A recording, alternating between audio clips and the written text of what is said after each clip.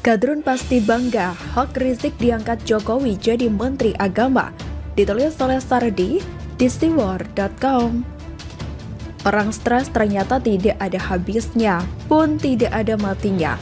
Mereka suka sebarkan informasi bohong, entah karena insecure atau memang hobi sesatnya ini sudah merasuk ke tubuhnya.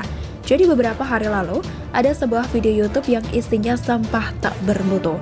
Di video itu disebutkan bahwa Presiden Jokowi resmi membebaskan Rizik untuk menggantikan Gus Yakut sebagai Menteri Agama.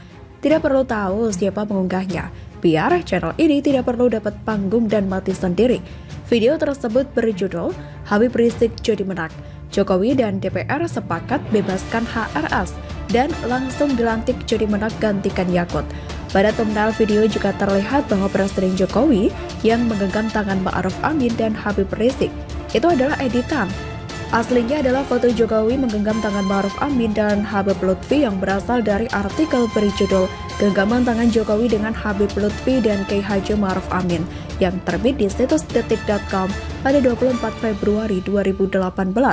Di thumbnail tersebut berisi narasi sebagai berikut. Jokowi bebaskan Habib Rizik dan bawa Habib Rizik ke istana. Habib Rizik jadi Menak. Jokowi dan DPR sepakat bebaskan HRS dan langsung dilantik jadi Menak gantikan Yakut. Rizik memang sungguh sakti. Karismanya luar biasa, meskipun kita tahu karismanya itu hanya bisa buat menarik pendukung-pendukung yang otaknya rada-rada. You know lah, ada yang rela menyembah balihonya. Ada yang rela bikin hoax untuk mengangkat derajat dan martabatnya. Ada yang membesarkan namanya lewat kehebatan dan keistimewaan tak masuk akal. Pendukung Rizik ini memang suka insecure, sehingga membuat narasi-narasi bodoh yang mudah ditebak berulang-ulang seperti kaset rusak. Jika Rizik dijadikan Menteri Agama, maka kerukunan umat beragama di negara ini akan makin rusak. Intoleransi kian meningkat, negara bisa kacau. Jokowi pun mungkin akan didemo habis-habisan oleh silent majority. Mengangkat Rizik sebagai Menak bukankah tindakan seorang presiden yang waras orangnya? Pendukungnya memang terpaksa kita sebut bodoh. Bodohnya tak ada obat, mereka tak bisa mikir. Dengan membuat narasi bohong sama saja menyebarkan kebohongan kepada massa. Itu dosa kan? Setiap dosa akan dipertanggungjawabkan di akhirat nanti. Begitulah yang sering dibilang Kadrun Mahasuci. Bahkan Rizik pun tak bisa menolong mereka bebas dari azab akibat banyak bohong. Mereka mungkin berpikir Rizik punya kunci surga karena iman besar yang diberkahi Tuhan. Mau masuk neraka cukup sebut nama Rizik maka akan dipindahkan ke surga. Tanggung amat bikin narasi bodoh. Sekalian saja bilang Rizik dibebaskan karena mau diangkat sebagai calon raja di Arab Saudi. Raja Salman hendak pensiun dan menunjuk Rizik sebagai penggantinya karena dia itu cucu Nabi dan imam besar dunia. Saya jadi teringat dengan narasi lucu lainnya dari seorang bernama Syahganda Nainggolan.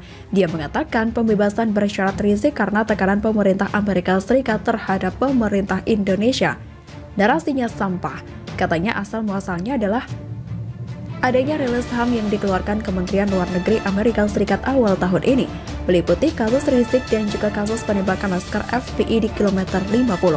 Indonesia disebut butuh dukungan Amerika dan Barat terkait bantuan pinjaman untuk melaksanakan pembangunan, serta lembaga multilateral sangat terkait dengan urusan HAM.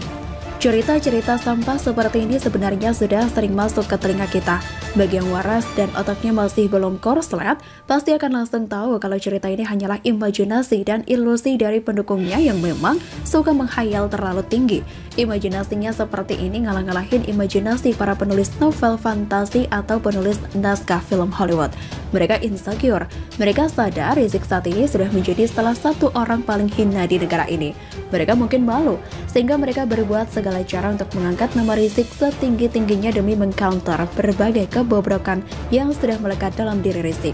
Rizik jadi Menteri Agama, jadi asisten kepala desa pun rasanya tidak pantas. Apalagi ada pendukungnya yang bermimpi Rizik jadi presiden. Habis makan obat apa ya mereka ini? Bagaimana menurut Anda?